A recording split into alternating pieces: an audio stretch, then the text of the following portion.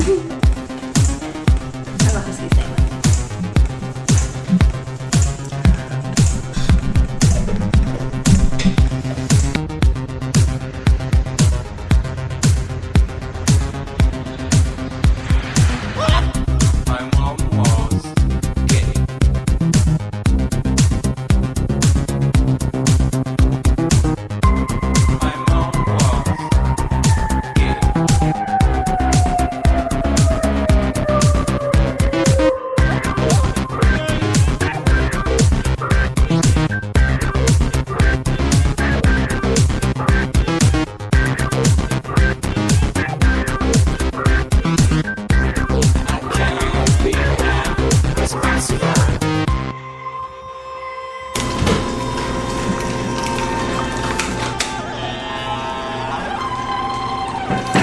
And welcome once again to Joe the Shirt's Off the Cuff.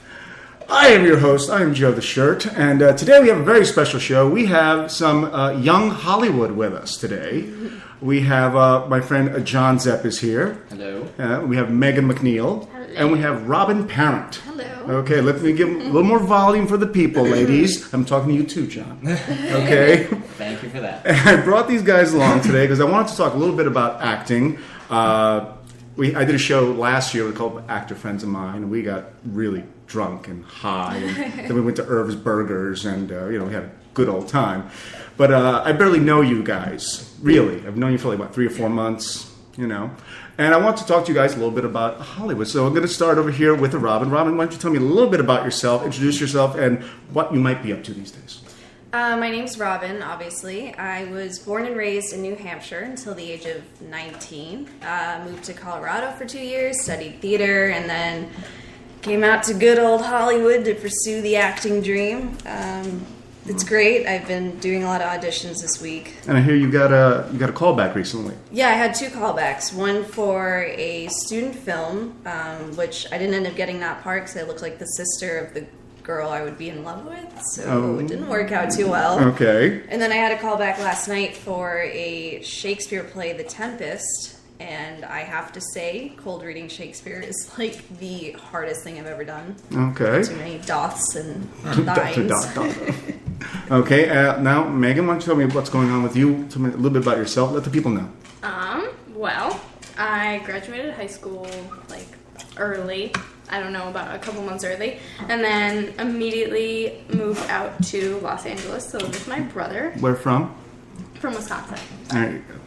And I came out to move in with my brother. And then he's studying as a director, and he's also a colorist. Okay. Works at Company 3, big company that does major films. And so he's been kind of tutoring me in acting, and in the meanwhile, I am. You don't have to talk about what you do for money right now. No. No, prostitution is nothing to be ashamed of. Oh, God. No, I'm going to be starting school in the fall for film, and Okay. I'll be approaching acting a little different in that I'm going to learn the technical aspects of the camera and how it works and everything, and then I'm going to... Because what you really want to do is direct. No, but it's always good to have a really good connection with your director, know what they're asking, what they're looking for, and understand how everything's working. Okay. Moving on, we'll talk to John. John, tell me a little bit about what's going on. All right. Raised in St. Louis, trained for acting in New York at the American Musical and Dramatic Academy, which is a blast.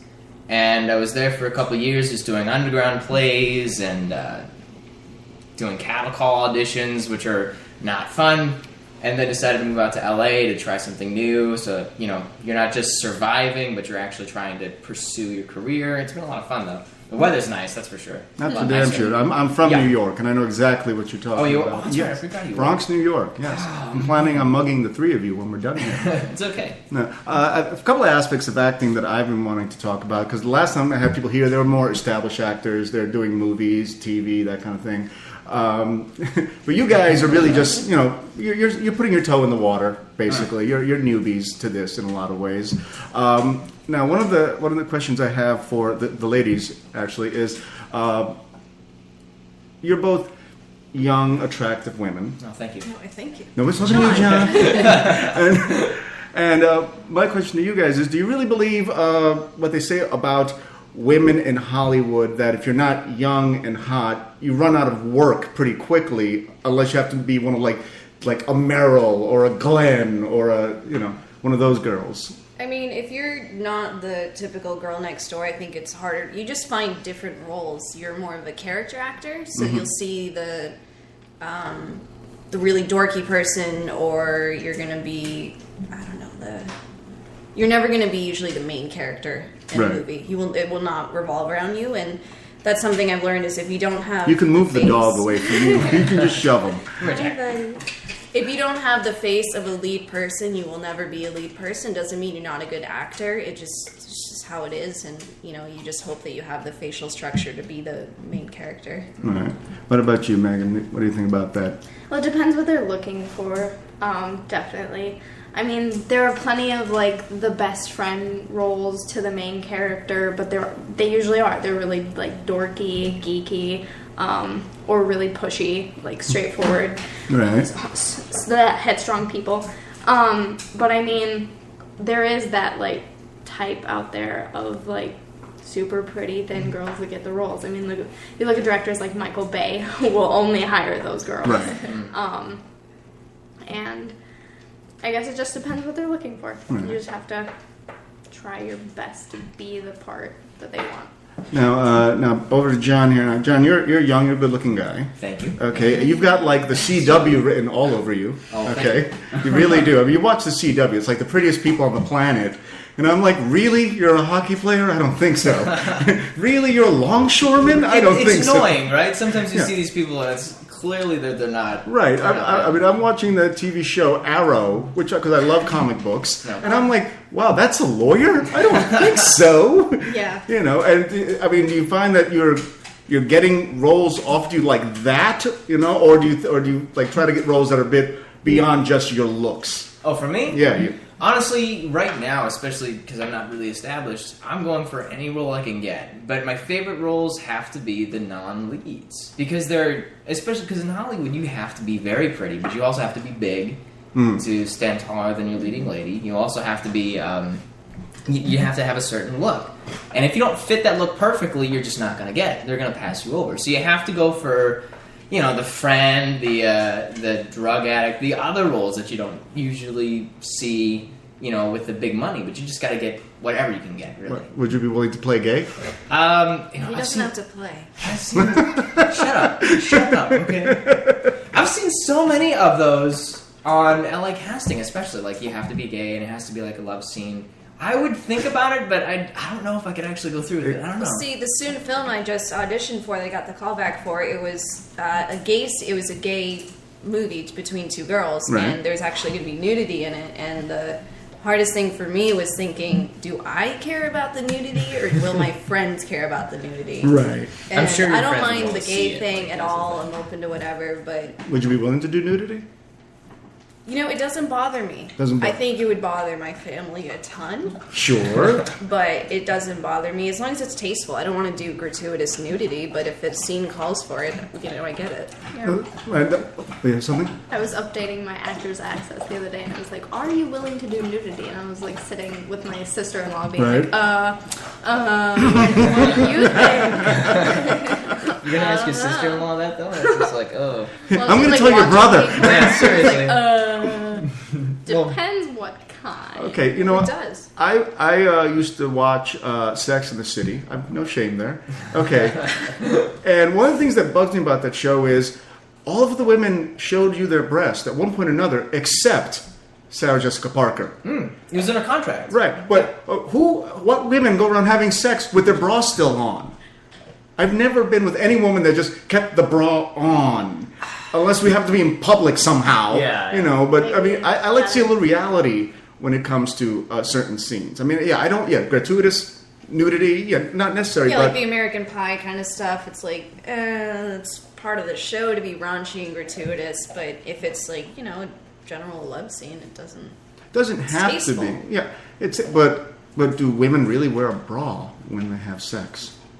I've seen a couple. You've seen a. I've seen a couple because You've sometimes been with a couple of women that just kept their bra on. Because sometimes it hurts. Like if they're, I mean, it really does. Sometimes I've seen a lot of people and they just like they have a larger area and Right. it hurts when it's just out there. I guess. I guess So, you know. some guys might fancy a bra on, and that might be why. Like they might think it's more attractive, like lingerie and It's stuff. fancy. It's fancy. No, lingerie is very sexy. No, I agreed. Now, what about you? Would you do, say, a lesbian scene? Not even a lesbian scene. I'm not talking about a love scene. I'm talking about just a gay character. Are you comfortable with that? Gay character, yes. I mean, I would feel awkward when it came to like having to kiss or like anything like that, but You get over it. yeah, it's one of those things where you gotta make sacrifices for the things you want. You know? Now, like, what experience have any of you had, that will like really stand out in your mind that makes you feel like you grew out of it? That really, like, it's like you didn't expect to do this, but you did it, and you think you're better for it. Anybody? Yeah, I did a show back in New York. It was called Starmites. And it was, it was basically just a whole bunch of AMDA kids putting on the show. We were all students getting the money together, renting this tiny little theater under a tattoo parlor, And it was a lot of work having to do it with students because we all have schedules. It's a free show, so we're all dedicating our time. And, it's one of those things where you have to really sit down with yourself and ask, am I really dedicated to this, or am I just trying to do it for fun, or what? And shits and giggles, or do I believe in it? You really have to want to do it. And I mean, at first, I was having the terrible time because I'm working full time, and even more than full time. I was working like 60, 70 hours a week at my job, trying to get it done, and then trying to learn lines, and it was so tough. But at the end of it, I liked it so much that I was just like, this is what I want to do. This is definitely what I want to do for a living. Okay. It was a lot of fun. Okay. That brings me to a second question. I'll direct it. I'll direct to Robin right now. I just lost my train of thought. No, actually, no. I got it. No, I got it. Okay, you guys are actors. You like to act, right? You enjoy it. You love it, let's say. Okay. How much of it are you in it because you love it? How much of it are you in it because you want to be famous?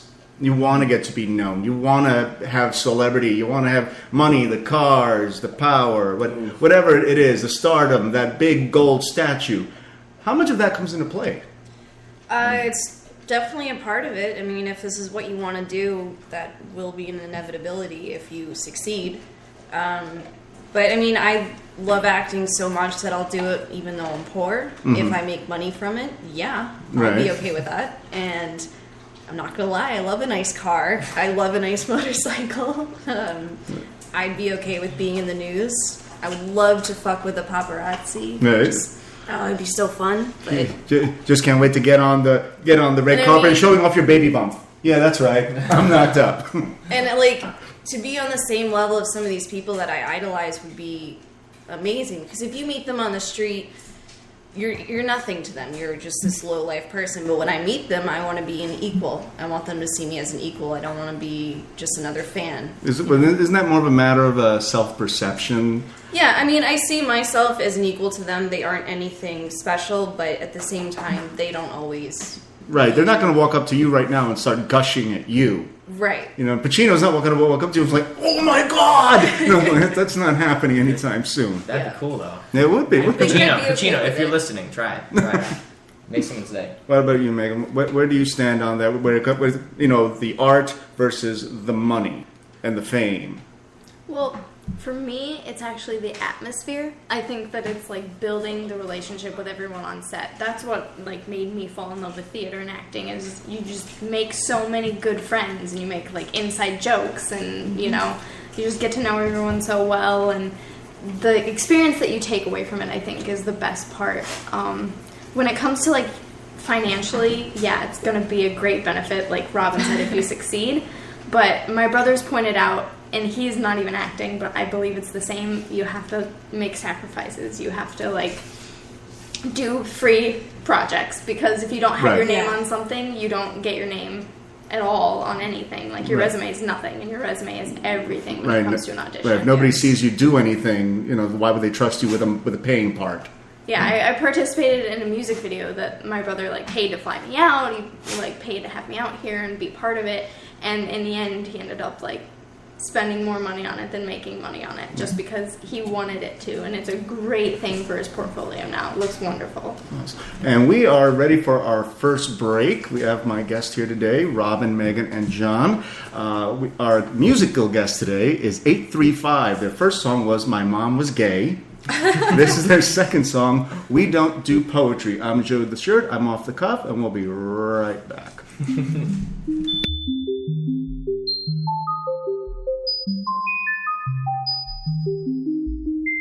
Figuratif.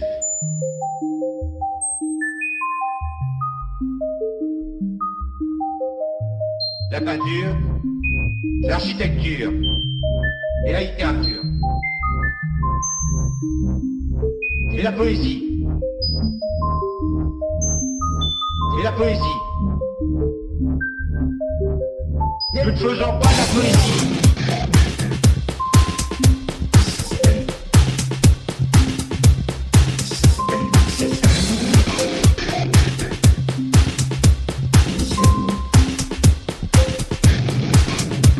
La peinture, l'architecture et la littérature. Et la poésie. Et la poésie. La peinture, Joe the Shirt. l'architecture. Joe the Shirt is back. That was more 835. I'm back with my guest. Hold on. Save this up. Shifting gears a little bit. Now, one thing I do know about acting, it is an industry with one of the highest unemployment rates of any job in the world. Yep. I think maybe of all the actors in Los Angeles, maybe 1-2% are actually working and getting paid and actually making a living at it. Mm-hmm. Okay, and brings me to my next question for you guys is about the hand that feeds you. One of the big things that pissed me off about a year or two ago was Angus T. Jones from 2.5 Men, where he went online and told people not to watch 2.5 Men, told them it was filth, it was disgusting, referred to himself as a hypocrite taking money to do it, and apparently he's a Christian now, and he thinks, you shouldn't, pay attention to that. And I'm thinking, well, you're still getting paid like $400,000 an episode, man. And the same thing with what was the guy from Will and Grace played Jack McFarlane on that? What was that guy's name? Sean Hayes. Sean Hayes, who after his third season on the show, he was talking about, well, I don't know if I'm going to come back to the show. And I'm like, before they hired you, you were living with 5 other guys in one apartment. And now you're saying, well, I don't think I'll come back. Well, how do you guys feel about this? Like when actors just trash their bosses like that, or trash their jobs like that, when you guys are basically unemployed? Anybody? It's their ego. Mm-hmm. I think I'm not able to come up with the right word for this. Someone else can. Anybody jump in. I think it's just you can't be naive about what you're doing. If August, what was his name? Angus T. Jones. Yeah. I think for him, he started so young that he had no idea what he was getting himself into. You have to know in this business that, you're going to be asked to do stuff you might not always agree with, but you're not the creative part of it. You're essentially, you can be a creative part of it, but you are a tool. You are there to assist the director, assist the writers in telling a story. That's it. You're not there to give your opinion unless you have space in the script to do it. Mm-hmm. Like Heath Ledger in The Joker. Right. He had a place to put his opinion in. He had some place to improv in. That's fine. But when you're on a show, you're getting paid to do it, you're under contract, you need to keep to yourself, and you need to just do the job that you're given. That's how you maintain good relationship in the business. I don't see a problem with, maybe you disagree with some aspects of the show. That's going to happen. But to get, in front of cameras and tell people, don't watch this. It's filth. It's disgusting. It's wrong. It's bullshit. At that point, you shouldn't participate in it if you really feel that strongly. But I think the problem is contracts. When you get excited about the show and you're like, yeah, I want to do this. My gosh, this is income for like a year, and you sign a contract. Contract says you're stuck in it. You can't get out of it. The show depends on you at that point. And I think that's when people get pissy with it. They're like, well, I'm done with this show. I don't want to do it anymore. Like in Game of Thrones, the actor who plays Joffrey, he's a psychology major. Absolutely hates his role and will never do acting again after this role. I've heard the same thing. Yeah, that he was pretty much done with acting. And I can see, start off as a kid, but and then you're done. Okay, fine. But he didn't badmouth the show. He didn't badmouth acting while he was still doing it. Yeah. I mean, does that piss off anybody when you see an actor not appreciate what it is they have? When you're like eating top ramen noodles at home, and you're high quality noodles. You're still watching your tube TV. Yeah, it's one actor to another actor that's getting paid that much money per episode, and they badmouth what they're doing. I'm like, why are you there and I'm here? Why can't I be where you are and I will take advantage of whatever I can? And I'm not going to badmouth the show. If I'm done with the show, then you either wait till your contract is up or you somehow manage to find a loophole or something. And you can't trash your own show. No. It just reflects poorly on you more than it does the channel. No, I remember the ego does play a big part. And I think you have to have an ego if you want to be in this business. It has to be big enough to, keep you afloat from all the other egos. Okay? But I don't know. You know how you come out to Hollywood, you don't see celebrities for like the first year or two. You don't see like anybody. I saw them because somebody I was dating at the time went to AA meetings. Okay, and I would see like, wow, there go all the celebrities I've been looking for, And I would see this one guy there who was on a very famous show. He got kicked off because, well, he thought he was the star of the show and he should get more lines and he should get more money. And I'm like, the show's called Murphy Brown. You're not playing Murphy Brown. You shut up. And he got kicked off the show. I mean, do you feel that you need a big ego for this type of business? Do you feel that you should be able to keep it in check? Well, hold on. I want to hear Megan here because I want to get her ego going. Flow with some ego. Give me some ego. Well, I'm not sure if ego is the term as much as confidence. Well, I don't know. I just feel like, you have to project confidence. Come on now. Well, you do have to be confident because you deal with people with the worst egos. I meet some of the worst people in the business that I've ever met. I worked with a girl a while ago and went to her and I said, hey, do you have any advice for someone who's like non-union acting? Anything I can do to start? And immediately she corrected me on how I was using non-union versus union. She was like, you mean non-SAG versus SAG? And I was like, well, I don't think it matters. Should I not have asked you for advice? And like, she only had like one big show on her resume. And the funny thing is, like, I watched that show, Heart of Dixie, religiously. Never ever remembered seeing her. So my amount of respect for someone with that big of an ego was like, okay, well, I'm not talking to you anymore. Jack. Hold on, I'm going to pull the dog out from under. Jack, get over here. Get over here, you big dummy.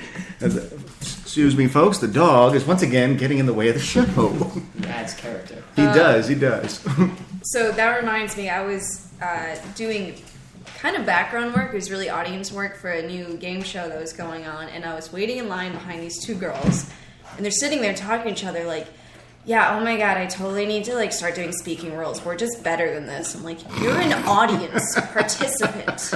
Yes, you're getting paid, but background work is very different. And she was like that, like fake tan, Jersey Shore looking kind of girl, and she just like, I'm so much better than this. And I'm like, then why are you doing it? Why are you? Got to pay those bills somehow. It's just the difference between like being overconfident and confident. Like that girl, I lost respect for her. I lose respect for actors. I see even big ones that are like, yeah, I won an Oscar. Now does anybody here know anybody that's, you don't have to name names, but do you actually know anybody that is working, somebody that we would recognize on TV or in the movies right now? Or you know people, they don't have to know them well. Yeah. Or how about someone that I don't need O names. as the last name.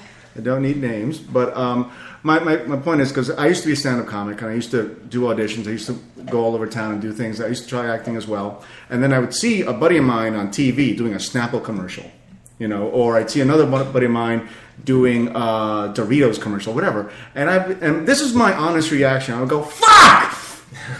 Good for him!" And I meant both of them. Yeah. Okay, I meant both of those. I mean, does that ever happen to you guys? Yes. Yeah, Okay. Go sorry. ahead. No, you go ahead. The girl we used to work with at Spot, she's actually in a Proactive commercial. Okay. Yes. And every time I see it, I'm like, good job. There was one time. I was watching a football game, and I was sitting next to someone who was sleeping, on the couch, and she'd had her hard day, so she was just resting. I'm sitting on the couch watching the game quietly for a couple of hours. It's a good game too, so I'm trying to keep it down. And all of a sudden, the game goes off, and I see this FedEx commercial come on, and this guy, I'm like, I know that face from somewhere. And it turns out to be a guy I knew from Crumbs.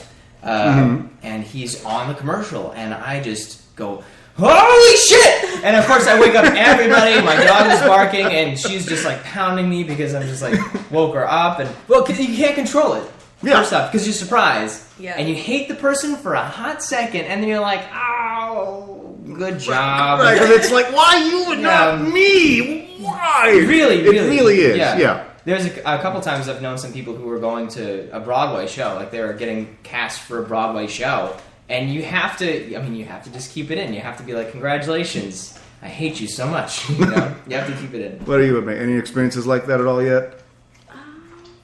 I mean, Doesn't have to be close. Someone maybe you auditioned with a few times here and there, not really close, but then you see them doing something. I'd say for me, it would go back to high school. I haven't had it much yet out here because I haven't been out here that long, but I did have a girl in high school who she didn't know her lines. She didn't show up to practices. She was just the worst person. She was like partying and drinking, but her family name in the town was a big name. Yeah. Her mom was like, did all volunteer work for the high school and like baked goods and all this kind of stuff. So she got all the roles, and then she'd just show up like 2 practices before and magically do the whole show very awkwardly. And every day that she wasn't there, I had to stand in for her and I had to read her lines and I had to do her part.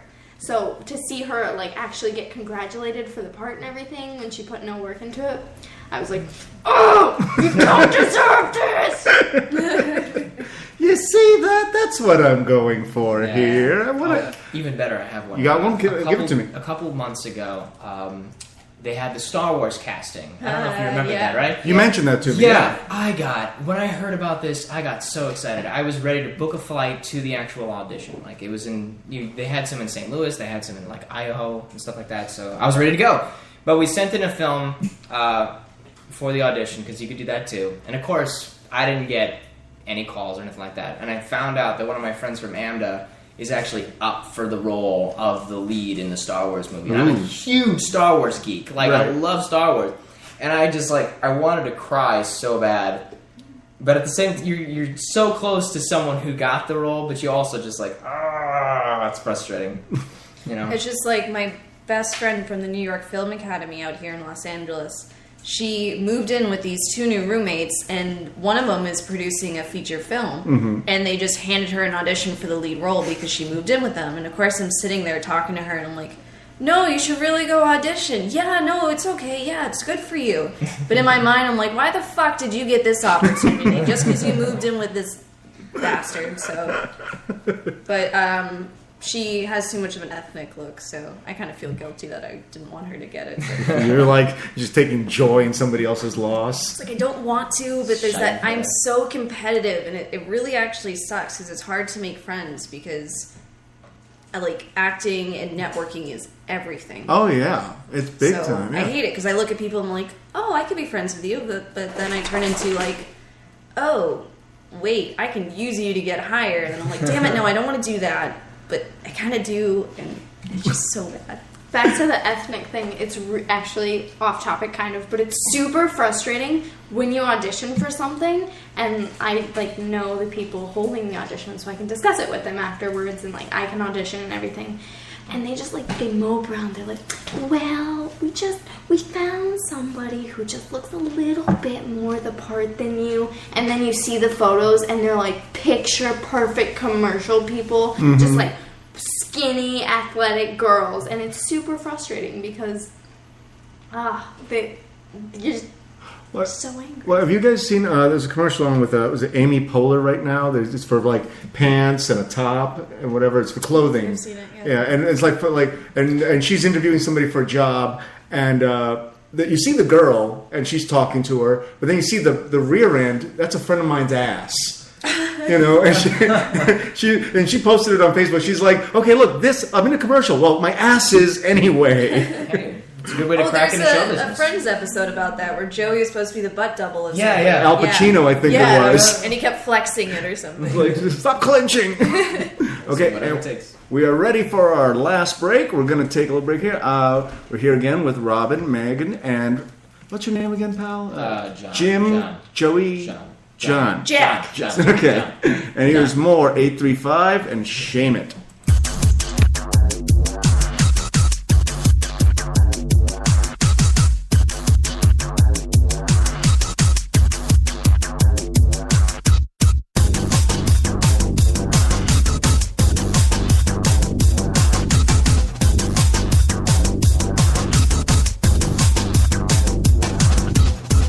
You can kiss me if you have a mouth. I can't touch you cause I got hands.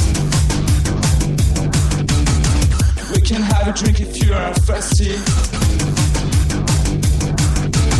But sorry, I can't dance cause I have no feet. Shades. Shades. Shades.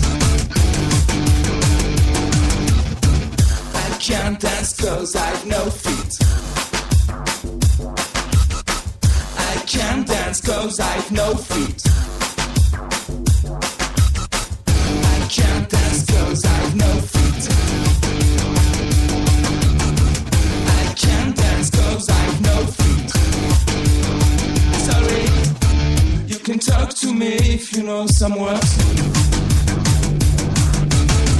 I could pray for you if I had a gun. You can walk the sound, there are plenty. Joe the Shirt is once again Sorry, I can't dance off the cause cuff. I have no feet. Okay, we are back with my guest. You know what? Next time I'm gonna tell you guys not to talk off the air because he just like wasted like 2 minutes of good stuff right there. We'll repeat it. You know. Okay, now oh god, where was I going with this? We were talking a little bit about having a certain look versus acting ability. What about when it goes? I don't know, say the other way around. When they just go with pure acting ability, and then you're looking at it, and I'm like, that's not what the character's supposed to look like. Yes, you see that in movies a lot. A lot. Where I look at it and I'm watching a movie, actually it's happened in Harry Potter, the guy that played Sirius Black. I remember reading the books and I envisioned him very different. And then I was watching the movie and I was like, no, that's wrong. And it pulls you out of the movie but they have to, incorporate everyone's point of view on it, I guess. I mean, I don't mind so much like when it's a minor character. Like a classic example for me is like you watch The Avengers. Nick Fury. I have every comic book in the world, I think. He's a white guy. That didn't bother me so much. But do you ever find that you get pissed off when you see somebody doing a role that you just know for a fact that is completely 100% wrong? That's actually a topic that's coming up with. They're in the works of a live-action Peter Pan film. Okay. And the princess, what's her name? She's like the Indian princess in Peter Pan.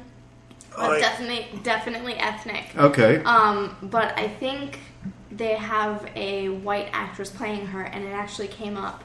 And a famous actress, I can't remember her name right now. She was in something good. Oh my gosh!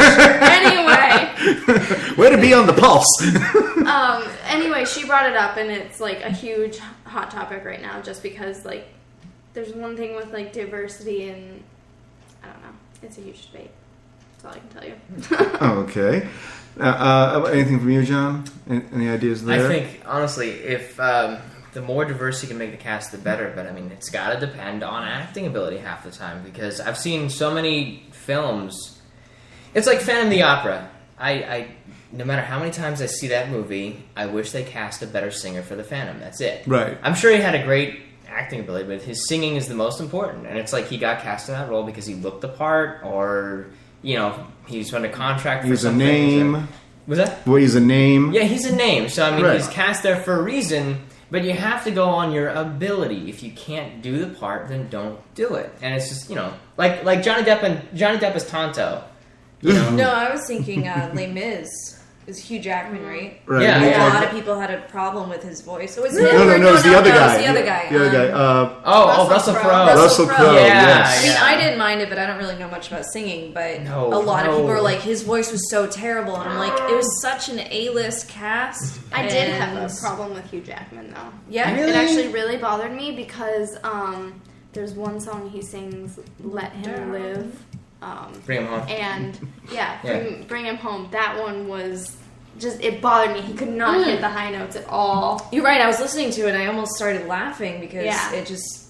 it pulled me so out of. And I mean, I was bawling throughout that entire movie, but I almost laughed at Now, that point. when it comes to musicals, I have a tin ear. I do not know good music from bad music at all. But my girlfriend was classically trained for a while, and we'll be watching a musical sometimes, and somebody was singing, and she'll be like, "Wow, they're completely off. My God, they're butchering it." And I'm like, "What? What are you talking about? I don't know what you mean." And I just don't get it all. Now, go ahead. I was gonna say, I find that a lot with when I watch movies with my friends, just acting abilities. I'll be watching, like I was watching American Horror Story, and I loved every single actor. I thought everybody did such a great job. And then, like, the mother in the first season, they're like, "Oh, I don't like her acting at all." And I was like, I just don't see how they don't like it. But I guess it's just opinion and what styles suit you better. A lot of people I find that, like, think they know about acting but really don't know much about acting, they get confused as much as, like, they don't like the character versus they don't like the actor. Yes. There's a big difference. Oh yeah, my mother had that problem. We used to watch All in the Family. She hated Carol O'Connor. And she's like, "He's a racist." I'm like, "No, Ma, he's an actor. He's Karen is playing a a racist. No, he acts too good. He's really like that." Well, that's like Joffrey in Yeah. Game of Thrones. I would kill that character if I ever met him, but I'm sure the guy's a nice guy. Yeah, he's really intelligent. Right.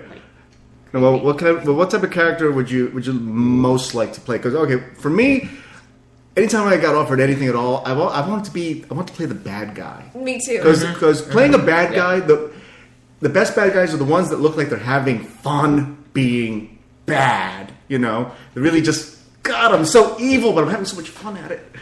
I have to start because I'm so excited. I love being the bad guy, the evil, sadistic, masochistic, just ugh. I was in a play once where I got to be like the dead girl that's taunting everybody, and it was my favorite part by far. And I've done a monologue where I was like this evil serial killer, and it's like, to be able to access that part of me is so fun for me. But like, I've also done the doe-eyed innocent little girl, and I hate it because I'm like, I'm not innocent, and I've spent my entire life trying to prove that even though I look like this innocent girl, I'm not. And so when I have to revert back to it, it's like the most frustrating thing for me. All right, well, give me doe-eyed innocent. I'm not gonna look at you. Hey, give me doe-eyed innocent for 1 second here. Let me know when you're ready. Okay. That was like Disney right there. It's like, what about you, John? What's your favorite kind of role to play? Oh, man. I want to say villain, but just to be devil's advocate, I also want to say the tortured soul. You know, there's always some character with like a bad backstory. You don't know what it is. You kind of have to make it up on your own. Right. It's like the lead lady from Oklahoma. She doesn't have a family for some reason. No one knows why, and it's never mentioned. So she has to come up with a really difficult backstory. Sometimes I've heard it's usually that the parents have been killed. You know, have you ever watched Oklahoma the musical? No. She doesn't have a family. Yeah. So she has to come up with some kind of backstory. That's what I like to play. I like to play the ones where there's obviously something going on in their head. You don't know what it is. It's never mentioned, but you have to come up with it. It's not always the villain, but it's there. All right, give me a tortured soul look. Okay, let me know. Ready? Okay, I'm gonna look now. All right. All right, go ahead. Are you tortured or just taking a shit? What's going on? A little bit of both. Okay, same question for Megan. Then I got one more question for the three of you. Go ahead. I love every role that Helena Bonham Carter has ever done, and I think she rocks them, and they're just the craziest bitch you ever done met. They're crazy. I always wonder who dresses her in every freaking movie, though. Probably her husband. Yeah, I was gonna say her husband. Probably. Would you like to? Which one of her roles would you like to play? Bellatrix or her role in Sweeney Todd. Okay, there Love you go. The pie murder theme. I did like that There's a movie. new movie coming out that he's directing. Open casting. Awesome. 17-year-old man. Ooh. I bet there'll be stripes and black and white. There you Johnny Depp. Gotta be. She'll be in it. Johnny Depp's got to be in it somewhere. Oh yeah. That's just how it Okay, is. now this is my last question for you guys before we roll out. We're almost done, believe it or not. The debate I've always had with my friends, actor friends, is whether or not acting is an art versus a skill set.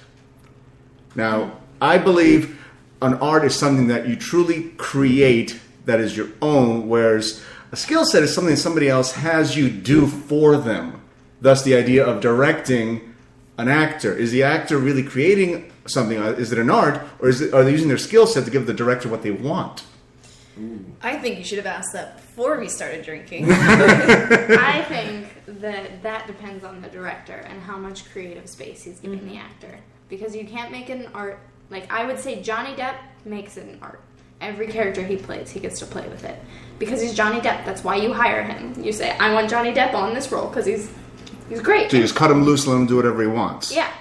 And I've heard of roles where directors let them do that. But then there are directors that they say you have to do it this way, and that's just how it is. And if you play with it too much, say it's a live show of some sort, and you do that, you can get in lots of trouble. And then you're kicked off the show. So you're saying it really depends on who the director is for that particular part? Yeah. Like, what is it, Martin Scorsese? Mm-hmm. Almost all of his films, he lets them go. Like, Joe Pesci's like, what do you think I'm funny for? Like, how am I funny? That scene... Right, Goodfellas. All The Departed, or not All The Departed, but most of the scenes in The Departed, he lets the actors just go. No script. Cameras are still rolling. Just do something. And that's a lot of where that stuff comes from, like the good stuff. But then you get other directors where it's just do this and this and this, hit your mark and go, and then that's what you have to do. So it depends on the director. And I always feel bad because I, as an actor, want that artistic freedom, but anytime I've done anything directing-wise, I am that person that's like, you're doing it this way, you do it exactly as I say. So you're a and that's how hypocrite it's is what you're done. saying. I am such a hypocrite. One thing that my roommates and I talk about is it bad acting or is it bad directing? Ooh. Because you look at an actor like Mark Wahlberg, he's done some great things. Then you look at the movie The Happening and you say, what happened? Tish, you know how you're doing it. But, because he's like, there's a scene in the movie where he's like, no, ma'am, no, we're not planning on murdering you. And his voice is awful, and they've made memes out of it. The internet has made such fun of it just because that's bad directing. Like, I'm sure that Mark Wahlberg looks at that. You think the director just let him go a little too far with that? Like, because I know that one of my favorite actors, believe it or not, is actually Robin Williams. But when he's reined in a little bit, when he Yes. goes off too much, then he's going into comic character. He's doing his act. Whereas where you watch a movie like Good Will Hunting, you're like, wow, you really believe what he's doing here. And I've seen directors directing an actor, and the actor does it really good, and then they're like, oh, no, you're doing it wrong. More inflection, and then they do it again. They're like, Oh, would you I like hate to go that. on a date? And That's you're like, actually what happened? Comparing theater to film, which are very different mediums. Theater's really hard for me because you have to kind of overact so that people in the back row can see you, and I hate it because I don't feel like I'm being true to the character when I have to emphasize and move my arms around a lot because that's what the director asked for. I'm like, but you know, this is a small role, it's a tight role, it's not this crazy, I don't know, all over the place person. It doesn't seem genuine to you. It's not genuine, and I hate, like, I was doing the Shakespeare thing, and there's people there who would be like, to be or not to be, and I'm sitting there like, you're, like, character acting like crazy. Mm-hmm. I mean, you can act Shakespeare and be true to what you're saying, you don't have to be this all over the place person Without being a that's- caricature of the right. character. And I really don't think I'm going to get a role there because I was trying to be more true to what was actually being said as opposed to the rhythm of the iambic pentameter. Is that how you pronounce it? Yeah. Ionic pentameter there? It's so weird because, like, all through AMDA, what we were taught a lot of the time was the best tool you have is silence and stillness, right?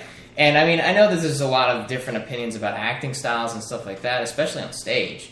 But everything we did was all about acting still, like being still Yeah. and being silent and being economical with as much movement as possible. Like, you know, everything you did have to have something involved. It can't just be. Blah, blah, blah. And I'm sorry, gotta cut you off there. We have only about 30 seconds left, believe it or not. Oh, man. Did you guys have fun? Yeah. Have a good Yeah. time? Maybe you come fun. back when you guys got something going on? Just for the beer. Just for the there you go. Well, thank you for being here. Thank you guys Thank for you. listening. This has been Joe the Shirt's Off the Cuff with my guests, Robin, Megan, and John. Look forward to seeing them in the movies, on TV, on plays, At the Oscars. Broadway. Exactly. Once again, I'm Joe the Shirt, and we've been Off the Cuff.